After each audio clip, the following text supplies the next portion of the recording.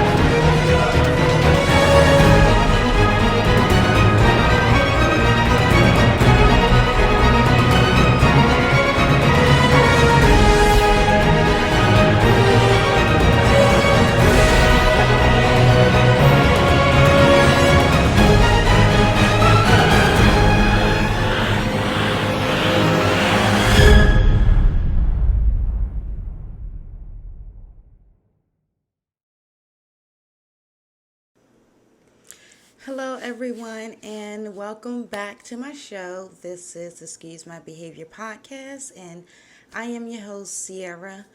I would like to discuss week 7 with the Redskins versus the Cowboys. First, I want to say it was a okay game. I'm glad that we won. It's one step closer to being first in our division. Cal Allen had a okay game. He was 15 for 25, had 194 yards, 2 touchdowns, no interception. I think that is the most important thing, that he was a part of the solution and not the problem when it comes to the football game. He did not have any interceptions, any fumbles, which was very good. So I do want to commend him on that, on not creating turnovers, because I believe that if Dwayne Haskins would have started the game, he probably would have had like 2 turnovers by the time halftime started. Good job on for Cal Allen. Antonio Gibson was good as well. The thing about Antonio Gibson, the game versus Dallas, was that he was allowed at least 20 touches. I think that's something that should continue, not just against Dallas, but going forward. He was able to get over 100 rushing yards and a touchdown. You know, that's good for his stats. That's good for us as a football team, especially when trying to establish the run. So that is definitely something it should not be a one-time thing. But I don't want to make it, or I hope that we don't make it like obvious. You know, don't try to give him the ball like 40 times or something like that. Give him more chances to fumble, and that'll actually take away from our wide receivers and our tight end, Logan Thomas. So I think that they should distribute the touches throughout, obviously, but definitely continue with give Antonio Gibson at least 20 touches, not too much, but at least 20 to get him going.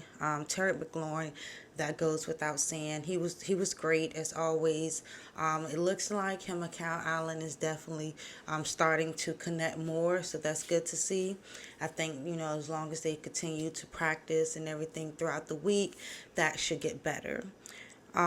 Chase Young was okay. Chase Young has 6 tackles, 1 tackle for a loss.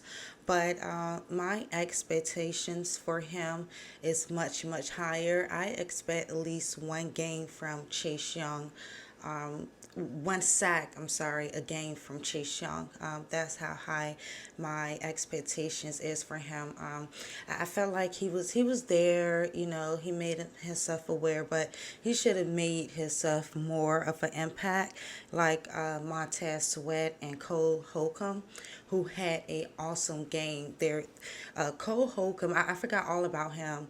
This is his second year with Washington. He was hurt. He just came back, and he made his presence known. Like, he was a constant nuisance when it came to getting to the quarterback. With Montez Sweat and linebacker Cole Holcomb combined, There was five quarterback hits, 3.5 sacks, and one interception.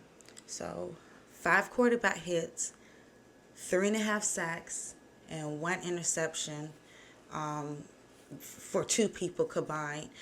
So that's really, really, really good. Now, again, this is a great win. But I don't want to take away, or I don't want the Washington football fans to get so excited and forget that we played a really, really, really bad team. Dallas is decimated. Their whole team is just into shambles. The players don't believe in the coaches. The players are hurt. Quarterback. We know that Dallas is nothing without Dak Prescott. They can't click. They can't get it together. I'm not sure what's going on, but we need to take into account that we didn't play the normal Dallas team, or the Dallas team that we are used to seeing. Now, if Dak Prescott was out there and they had all of their starting O linemen, then and we won, then I would be really, really happy about this game. But I'm not, and I don't know. I kind of feel like maybe I'm the only Redskins fan who is not over excited about this win. Just before when we played against the Cowboys, I was always ready, excited, wake up in the morning, ready to go. And this time around, I was not excited. And even after this win, it feels like, okay, we won. And it is not really exciting to me, because again, we didn't play the normal Dallas team. And I feel like we played like a high school football team out there. You can tell that Dallas they don't have it going on. So I don't feel like that was the real Dallas team that we played. So great that we won, but I'm not overly happy that we won this game.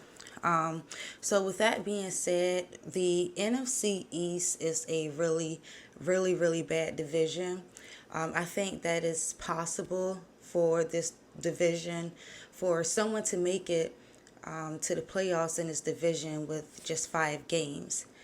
However, I think those games would come in the division only, because we don't have, or no one is in this division is good enough to beat the team outside of the division, if that makes sense. So, for an example, the next 6 games, we have the Giants, which I feel like we will probably beat them again.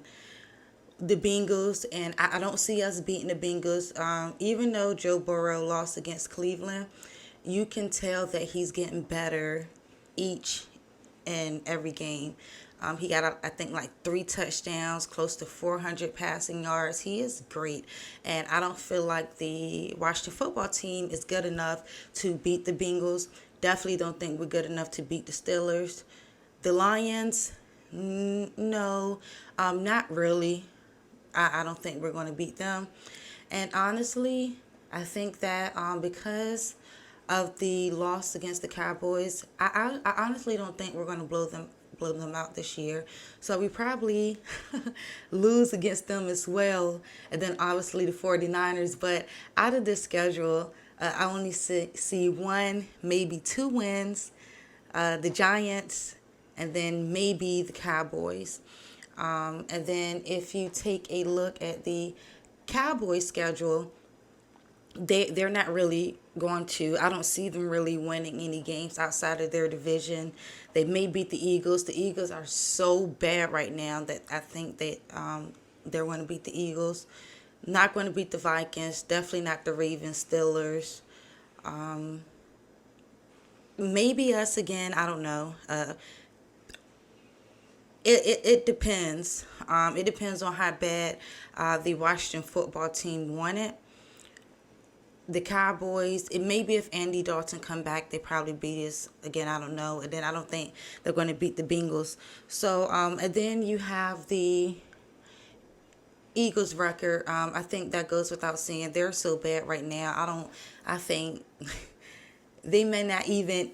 So anyway, the purpose is to explain that the games in this division, the wins will only come from playing within the division. So if the Redskins make it, it'd be because that we beat the teams in the division and not outside the division. If that makes sense. If you look at our record or the standings in the NFC East right now, in our division we are 2-1. Eagles are 1-1, and that's because the Eagles only played two teams in a division and then lost against one, and then won a game. And so that's the reason they're only in first place right now.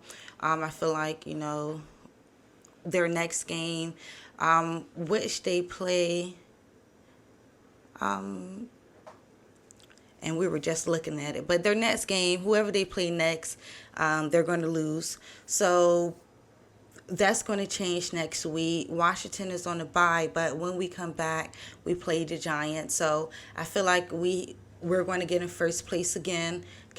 Cowboys, don't think they're going to win the next game. So I feel like, and then the Giants have a game coming up on Monday. They play Tom Brady.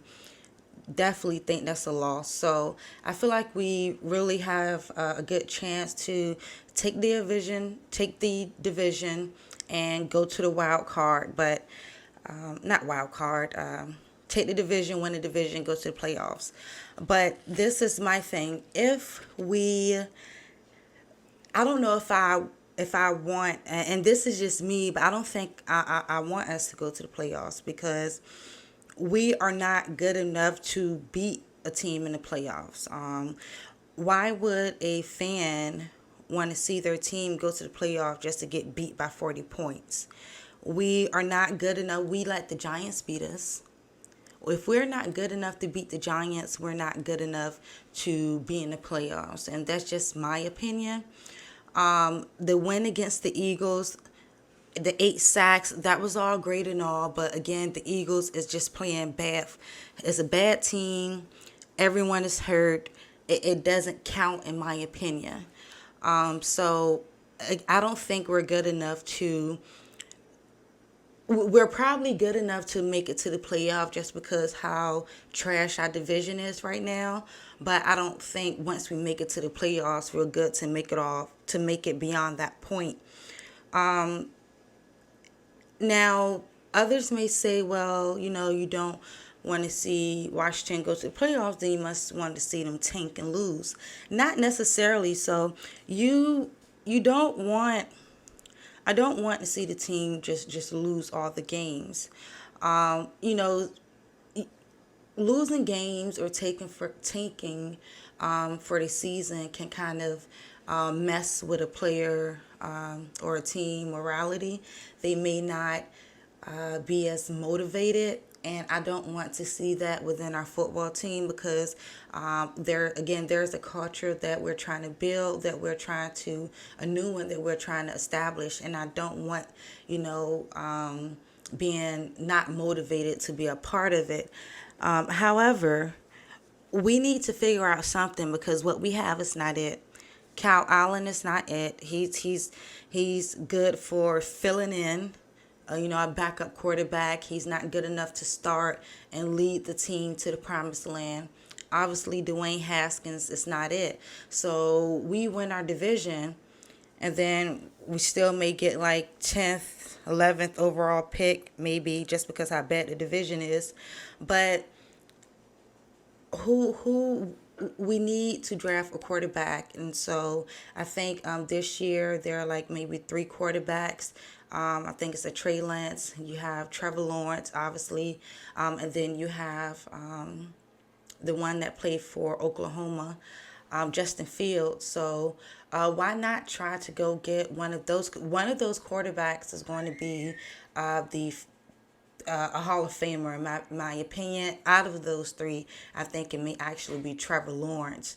But I don't think we're going to lose bad enough to get him. So, but what we have is not it. So we need to figure out something. I don't know. Get Cam Newton maybe. Just pointing it out there. Or I don't know, sign somebody, because what we have is not it. Whether it's through the draft or whether it's through free agency. And I just don't want to see us go to the playoffs to lose by 40 and be embarrassed. We all know that the Falcons, for an example, you can use them as an example. We don't want to make it there and be embarrassed. I just don't want to see it. I just rather us not make it there. So, lastly, I want to talk about the John Bostic hit on Andy Dalton. My opinion, it was an unnecessary hit. It was a bad hit. But I don't think it was bad enough to warrant a suspension or a fine or anything like that. So there are fans who feel that, and not even fans, but like just football fans in general, that feel like the worst should happen to John Bostic because of that hit. And I don't know if they're just saying that just because we're the Washington football team, or if they're just saying that just because it's something they really believe in. But what I can say is that I don't think it was a bad enough hit to have him suspended. He was ejected from the game. There was a penalty, and that was enough. So I'm going to go ahead and show you guys the hit. Now, in my opinion, the hit doesn't look, I mean, it is not, I don't think it's as bad as it seems. I think that, of course, slow motion, a video would make it worse than what it actually was. And so I think if he was there real time, I think that it may not have been a big of a impact. Now, to me, and I'm going to show the slow motion video next. I had did like a screen record so I can rewind it and go back and forth so you guys can see it. But to me, it's not like necessarily a helmet to helmet, more like a neck to helmet, or like a shoulder to neck helmet thing maybe. I think that what happened was that the hit caused Andy Dalton hit the ground, and that's what caused his helmet to pop off. No, not well. If you see, you can see John Bostic head is not directly like smacking him in the crown. It's like it's towards the end of the hit a little, like his neck kind of hit Andy Dalton helmet. It was a bad hit, okay? I'm not trying to justify it. I'm not trying to say that John Bostic wasn't wrong. I feel like he was wrong, completely wrong. He could have avoided it. He should have avoided it. But I don't think that he was trying to be disrespectful, or it was intentional or anything like that. There was worse hits in the league from many players on quarterbacks, and they wasn't suspended or they wasn't fined or whatever the case may have been. So I feel like this is probably a overreaction just because it's the Cowboys. But he was ejected from the game. There was a penalty, and that was it. I don't think we should throw the books at this man because of this hit. So with that being said, that is all I have for you guys today. I will be back with you guys next week to discuss, well, we don't have a game coming up next week, but I will still be back with you guys next week just to discuss maybe the other games and discuss what I think will happen against the Giants, or at least, in more detail of what I think what will happen with the Giants coming up after the bye. So thank you for watching Excuse My Behavior podcast, and see you guys next time. Peace.